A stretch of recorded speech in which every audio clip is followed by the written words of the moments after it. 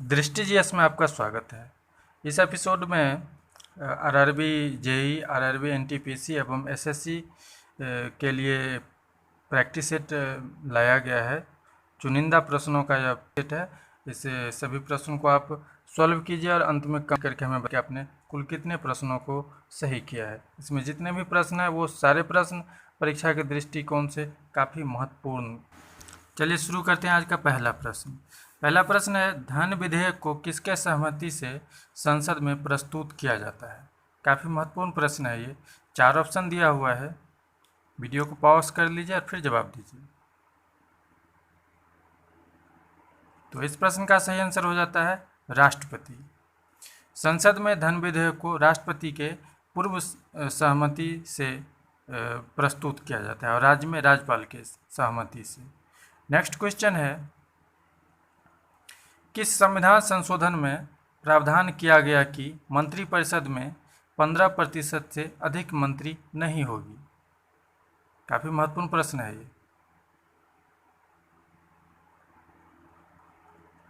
इस प्रश्न का सही आंसर होता है 91, यानी ऑप्शन नंबर 3। 91वां संविधान संशोधन में ऐसा प्रावधान किया गया था कि मंत्रिपरिषद में 15% से अधिक मंत्री नहीं होंगे। नेक्स्ट क्वेश्चन है, जब सरकार की कुल प्राप्ति तथा कुल व्यय का संतुलन नकारात्मक हो तो वह क्या कहलाता है। अर्थात जब प्राप्ति और व्यय नकारात्मक हो जाए तो उस स्थिति को क्या कहा जाता है।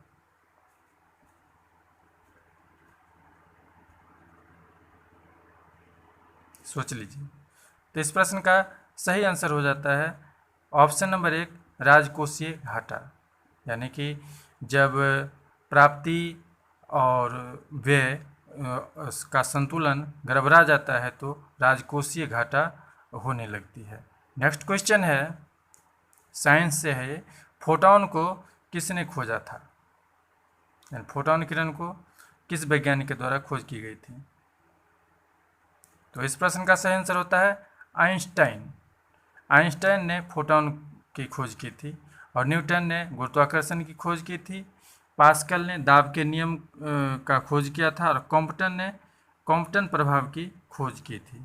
तो बढ़ते हैं अगले प्रश्न की ओर। अगला प्रश्न है आज का अगला प्रश्न है, मस्टर्ड गैस के निर्माण में किसका उपयोग होता है। अर्थात मस्टर्ड गैस को बनाने के लिए किस चीज़ का प्रयोग किया जाता है। तो इस प्रश्न का सही आंसर होता है क्लोरीन। मस्टर्ड गैस के निर्माण में क्लोरीन का उपयोग किया जाता है। बढ़ेंगे अगले प्रश्न की ओर।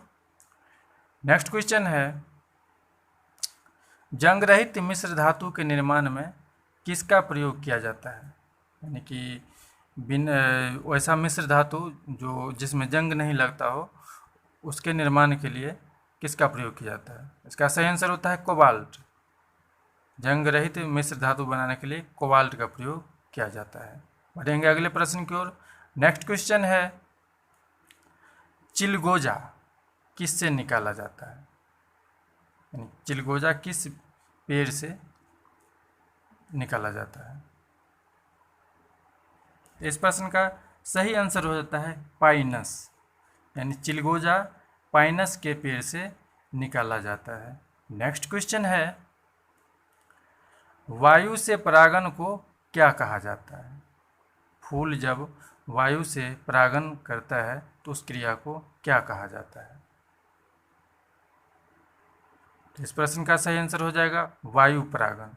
वायु से परागन को वायु परागन कहा जाता है और कीट से कीट परागन कहा जाता है। बढ़ेंगे नेक्स्ट क्वेश्चन की ओर। आज का अगला प्रश्न है, शरीर की सबसे बड़ी ग्रंथि को क्या कहा जाता है। अर्थात शरीर में सबसे बड़ी ग्रंथि क्या होती है। तो इस प्रश्न का सही आंसर हो जाएगा यकृत, अर्थात लीवर। यकृत को अंग्रेजी में लीवर कहा जाता है, जो शरीर की सबसे बड़ी ग्रंथि होती है। काफ़ी महत्वपूर्ण प्रश्न है। बढ़ेंगे अगले प्रश्न की ओर। आज का अगला प्रश्न है, अगला क्वेश्चन है, प्लेटलेट्स का निर्माण किस में होता है। यहाँ 4 ऑप्शन दिया हुआ है, इसमें से प्लेटलेट्स का निर्माण कहाँ होता है।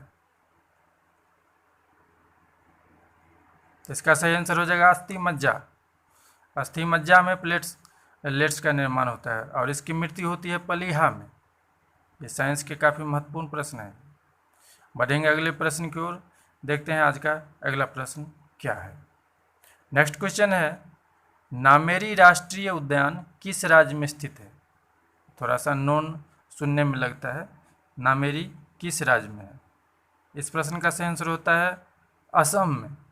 नामेरी असम में है। और असम के और भी महत्वपूर्ण राष्ट्रीय उद्यान हैं, जैसे काजीरंगा, औरंग, मानस, ये सभी असम के महत्वपूर्ण राष्ट्रीय उद्यान में आते हैं। नामेरी में हाथी और बाघ पाए जाते हैं। नेक्स्ट क्वेश्चन है, गलथिया राष्ट्रीय उद्यान किस राज्य में है? ये भी थोड़ा सा नॉन सुनने में लगता है, लेकिन काफ़ी महत्वपूर्ण है ये। तो इस प्रश्न का सही आंसर हो जाएगा अंडमान निकोबार में। गलथिया राष्ट्रीय उद्यान अंडमान निकोबार में है। और अंडमान निकोबार में और भी कई सारे राष्ट्रीय उद्यान हैं, जिसमें माउंट हैरियर, सैडल पीक एवं महात्मा गांधी मैरीन, ये सभी अंडमान निकोबार द्वीप समूह के महत्वपूर्ण राष्ट्रीय उद्यान हैं। बढ़ते हैं अगले प्रश्न की ओर। नेक्स्ट क्वेश्चन है, कंप्यूटर में अशुद्धि को क्या कहा जाता है? कंप्यूटर में जो गलतियां हो जाती है उसको किस शब्द से पुकारा जाता है? तो इस प्रश्न का सही आंसर होता है बग, यानी कंप्यूटर की अशुद्धि को बग कहा जाता है। नेक्स्ट क्वेश्चन है, संयुक्त राष्ट्र के ध्वज को किस वर्ष अपनाया गया था? ये काफ़ी महत्वपूर्ण प्रश्न है।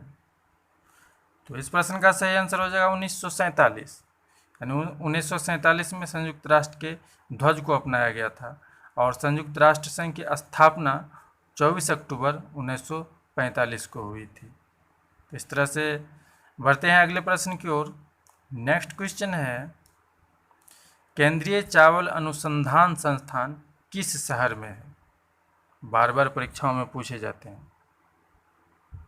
तो इस प्रश्न का सही उत्तर हो जाएगा कटक, यानी उड़ीसा के कटक में केंद्रीय चावल अनुसंधान संस्थान स्थित है।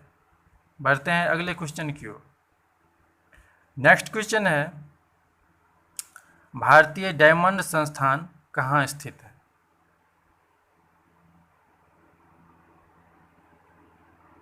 तो इस प्रश्न का सही आंसर हो जाएगा सूरत। गुजरात के सूरत शहर में भारतीय डायमंड संस्थान स्थित है। बढ़ते हैं अगले प्रश्न की ओर।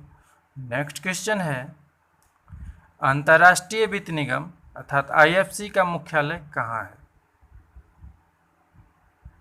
ये काफ़ी महत्वपूर्ण प्रश्न है। तो अंतर्राष्ट्रीय वित्त निगम का मुख्यालय वाशिंगटन में है, जिसको शॉर्ट फॉर्म IFC कहा जाता है। अंतर्राष्ट्रीय वित्त निगम की स्थापना हुई थी 1955 ईस्वी में। नेक्स्ट क्वेश्चन है, भारतीय राष्ट्रीय ध्वज की लंबाई और चौड़ाई का अनुपात क्या है? काफ़ी महत्वपूर्ण प्रश्न है, पॉपुलर प्रश्न है। तो भारतीय राष्ट्रीय ध्वज की लंबाई और चौड़ाई का अनुपात 3:2 होता है। और भारतीय राष्ट्रीय ध्वज को 22 जुलाई 1947 को अपनाया गया था। इसके चक्र में 24 तीलियां होती है। बढ़ते हैं अगले प्रश्न की ओर। अगला प्रश्न है, भजन सोपोरी किस वाद्य यंत्र के प्रसिद्ध वादक हैं? यानी भजन सोपोरी कौन से वाद्य यंत्र को बजाते थे? तो इसका सही उत्तर होगा संतूर, यानी भजन सोपोरी एक संतूर वादक थे। पंडित शिव कुमार शर्मा भी प्रसिद्ध संतूर वादक थे। बढ़ते हैं अगले प्रश्न की ओर। अगला प्रश्न है आज का, भारत में प्रथम रेलगाड़ी कब चलाई गई थी? काफ़ी पॉपुलर प्रश्न है ये, सभी को जानना चाहिए इस प्रश्न को। तो इस प्रश्न का सही उत्तर हो जाएगा 1853, यानी कि 16 अप्रैल 1853 को भारत में प्रथम रेलगाड़ी मुंबई से ठाणे के बीच 34 किलोमीटर की दूरी में चलाई गई थी। बढ़ते हैं अगले प्रश्न की ओर। नेक्स्ट क्वेश्चन है, चेरो आंदोलन किस वर्ष एवं किस राज्य में हुआ था?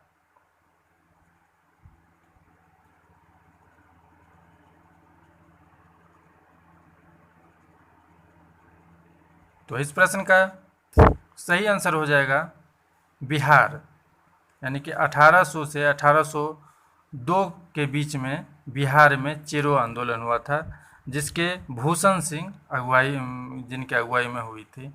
नेक्स्ट क्वेश्चन है, इंडियन ओपिनियन के संस्थापक कौन थे? काफ़ी महत्वपूर्ण प्रश्न है ये। तो इंडियन ओपिनियन के संस्थापक थे महात्मा गांधी। और इसके अलावा भी कई पत्र पत्रिकाएं महात्मा गांधी ने शुरू की थी, जिनमें नवजीवन, हरिजन, यंग इंडिया, इंडियन ओपिनियन, ये सब महात्मा गांधी के द्वारा शुरू किए गए पत्र एवं पत्रिकाएं थे। इनमें इंडियन ओपिनियन और भी महत्वपूर्ण है। बढ़ेंगे नेक्स्ट क्वेश्चन की ओर। आज का अगला प्रश्न है, किस वायसराय को स्थानीय स्वशासन का जनक कहा जाता है? तो इस प्रश्न का सही आंसर हो जाता है रिपन, यानी लॉर्ड रिपन ने को स्थानीय स्वशासन का जनक कहा जाता है। और आप सभी जानते होंगे कि रिपन के ही समय में 1881 से नियमित जनगणना की शुरुआत हुई थी, तभी से अभी तक हो रही है। नेक्स्ट क्वेश्चन है, 1919 में संवैधानिक सुधार अधिनियम के द्वारा प्रांतों में द्वैध शासन को किसने लागू किया था? काफी महत्वपूर्ण प्रश्न है ये।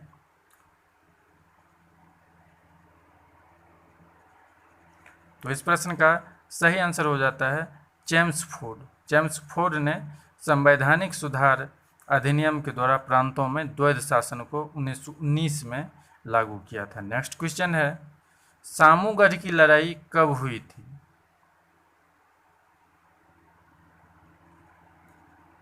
तो इसका सही उत्तर हो जाएगा 1658। 1658 में औरंगजेब और दारा के बीच सामूगढ़ की लड़ाई हुई थी, जिसमें दारा की पराजय हुई थी और औरंगजेब विजय हुआ था। इसके साथ ही इस वीडियो को यहीं रोकेंगे, मिलेंगे अगले वीडियो में। तब तक के लिए टेक केयर, और कमेंट करके हमें बताइए कि आपने कुल कितने प्रश्नों को सही किया है।